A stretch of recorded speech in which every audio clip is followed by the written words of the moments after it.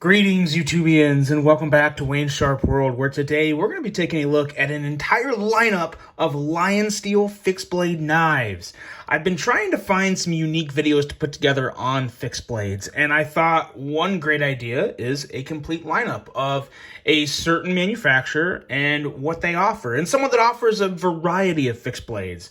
And LionSteel is definitely one of those brands that do, and I think they do a pretty good job of it. I also want to let you guys know that this lineup here was supplied to me from Caviso Outdoors. Now, this is not a full review. This is an overview. This is more of a comparison video, so you can see all of these knives together and kind of get an idea of sizing, the sheaths, the quality, how they may or may not feel in hand. What I don't have a lot for you is first-hand experience with the actual blades themselves, but we can also take a look at some specs on these blades and, based off steel and thinness behind the edge and certain, qualities that come with the steel that each one of these knives are made out of. I think we can get a real good idea of just how useful how useful they would be, and some more practical uses for each one of these knives. So with that being said, let's get right into it. Let's get right into it and take a look at these.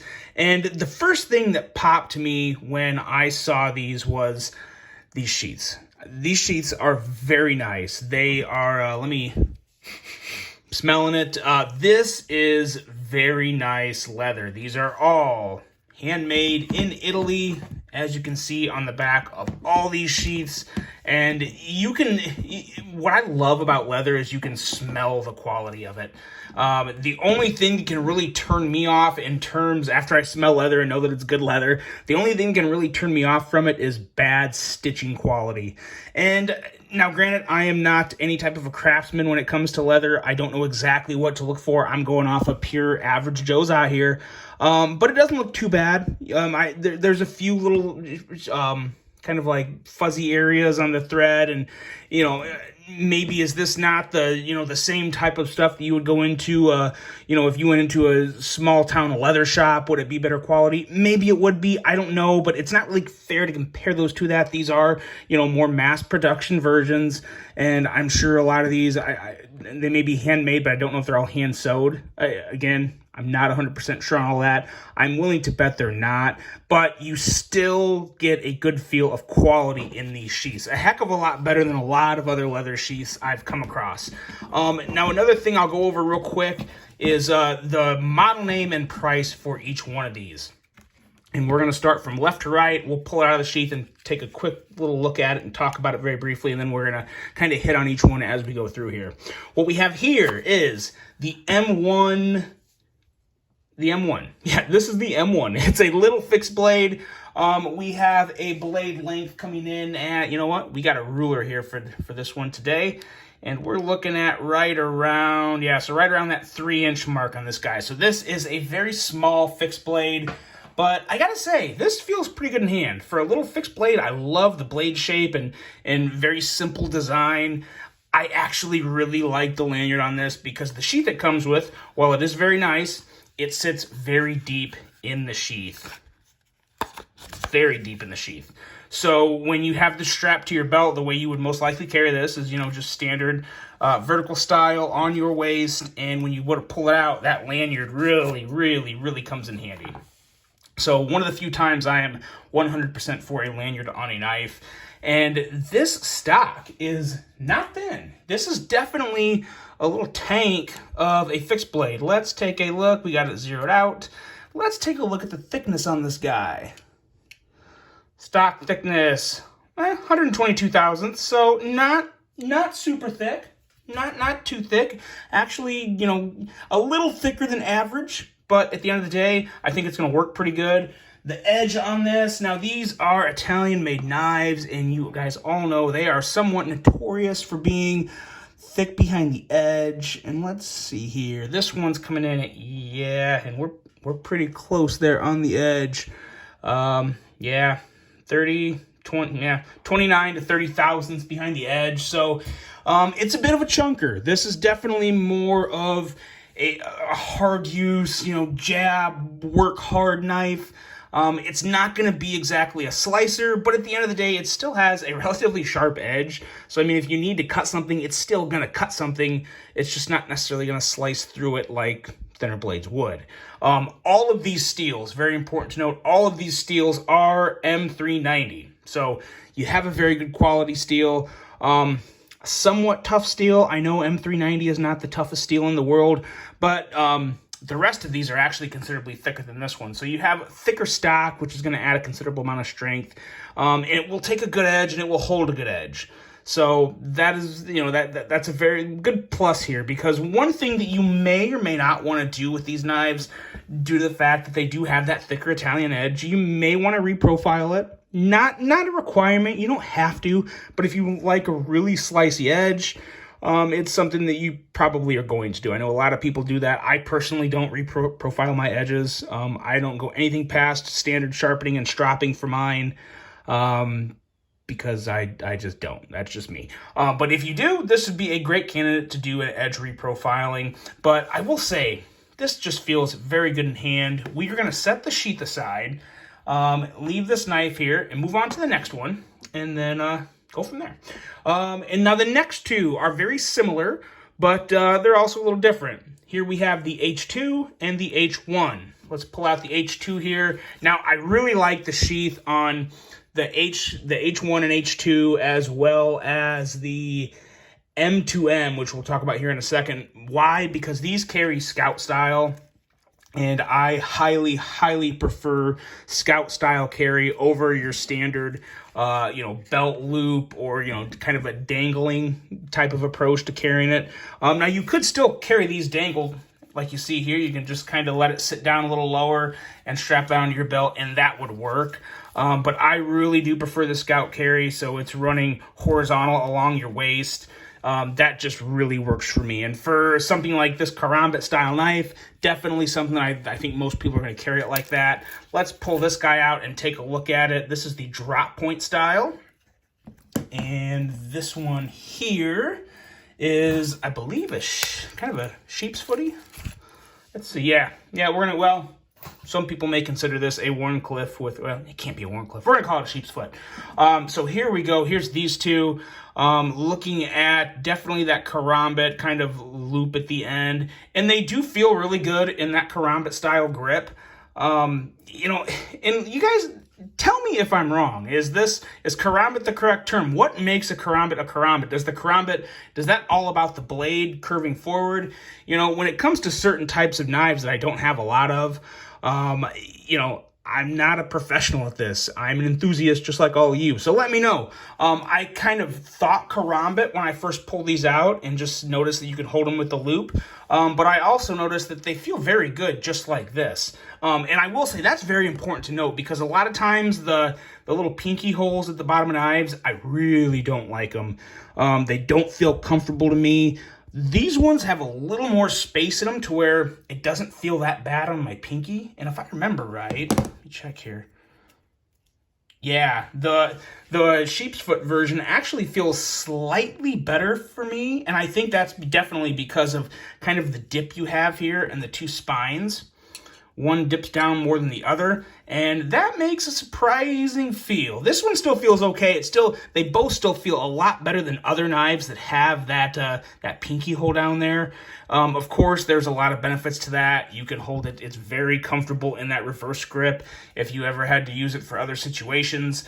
But at the end of the day, I think the way the spine curves down and just this blade shape in general, I think I prefer this one a little more. I like the way that tip is angled down a little more of an aggressive tip. But both of these knives could be very good, just EDC blades. I think sometimes people see the pinky ring and immediately assume, reverse carry, self-defense, stuff like that. I don't necessarily think that with these.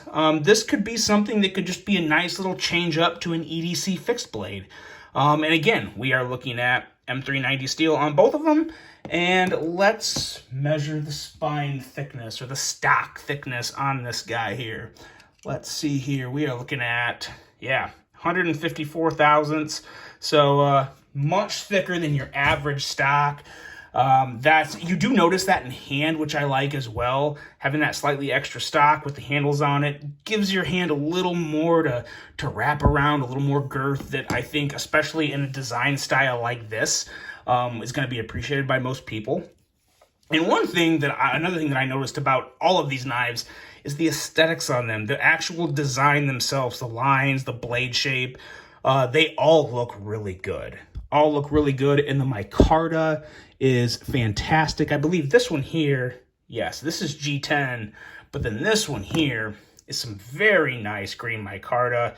As you can see, that grain is very visible.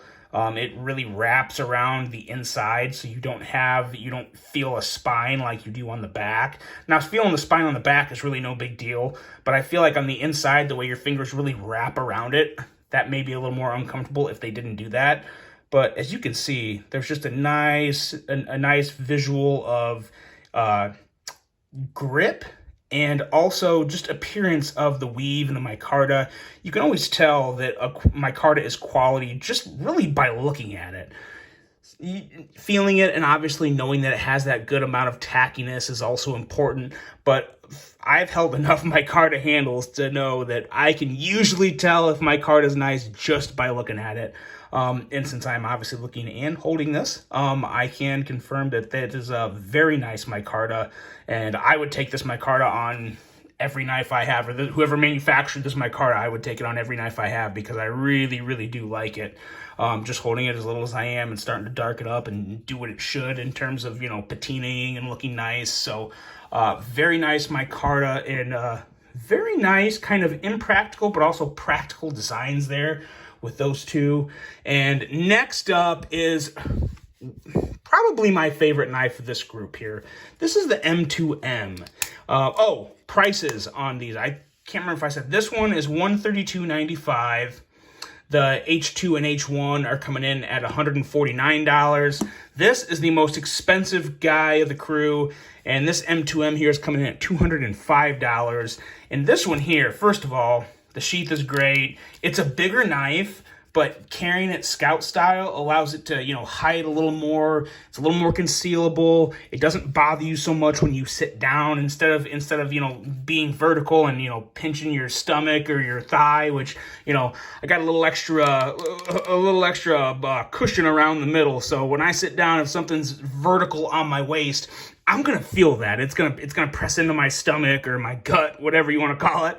And, sometimes I may feel it on my leg and it's just not comfortable. So that is why I definitely prefer the Scout carry.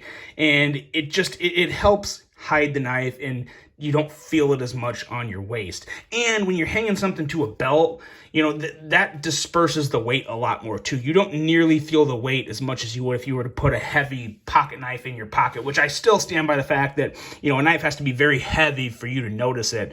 But these are obviously, with thicker stocks and bigger knives, they're not light. I actually don't have the weight on these, but they're typical fixed blades. There's no milling, there's no internal milling or anything to make them light. It's a slab of steel with a handle on it. So I think everyone has a pretty good idea of, how heavy they're going to be. But let's take a look at this M2M because this is, first of all, it feels fantastic in hand.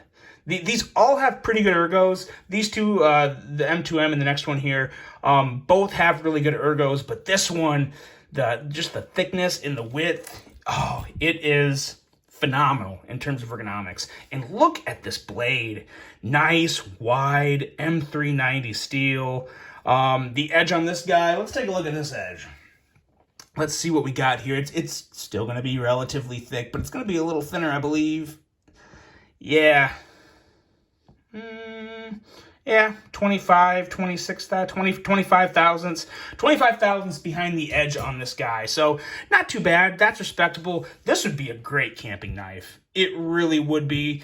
It's not too big. It's got a nice thick stock. Let's take a look at the thickness on this stock too. I believe this is also coming in at around 150 thousandths.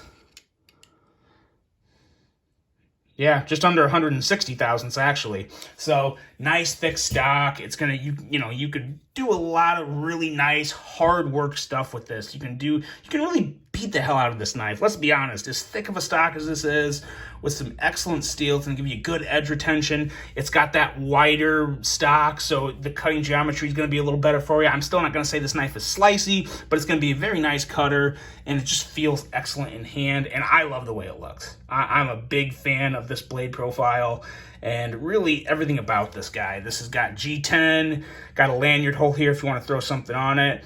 It's got an extended little part of the tang down here that is nice and thick. You could use that to, you know, as a pommeling end to strike something with. And you also have, I believe these are they look like T8s to me. Yeah, probably T8 bits. If you ever wanted to take these off and put some other type of handles on there, I don't know of any alternate handle options that you could do with this, unless you bought, there's different colors. I don't know exactly what all the colors are, but if you ever wanted to swap them out, there's that option there, or make your own, or whatever you want to do. But just a very nice, simple, attractive fixed blade. I'd have to say this is my favorite one, especially being able to carry at Scout. I can't express to you guys how important that is for me. There's very few knives that I would ever carry, just hanging vertically, kind of dangling on my belt. Have to be very special circumstances for me to do that, because I'm just not a huge fan of it. Obviously, if that's how you carry your knife, nothing wrong with that whatsoever. It's a complete 100% personal preference. What I find are advantages to carrying Scout, a lot of people might find as disadvantages and say, well, this is why I like carrying it, just letting it dangle from my belt loop. So again, complete personal preference there. But yeah, very, very nice one there, the M2M. And lastly, we have the M4. Now this one is a little more of just your average kind of fixed blade. Nothing too wide, nothing too this or that. Just very clear-cut meat and potatoes. Got your belt hanger here. This guy is coming in at $150. Of course, like I said, M390 steel, and feels very good in hand. I think, let's see, is this even a little thicker? The handle feels a little thicker than this, and maybe it's just me, I might just be wrong, but let's see here. Yeah, pretty much the same as the M2M. Let's take a look at the overall handle thickness right here in the middle. 829 thousandths, and this one here is coming in at, okay, yeah, so there is a difference there. Am I reaching in the right spot? Let's see there. Okay, yeah, so it's still a little thinner. I gotta say, this even feels a little thinner in hand, but this one definitely feels the thickest in hand, but at the same time, it really does still fill the hand very well. You have a nice tip here, and just look at that tip.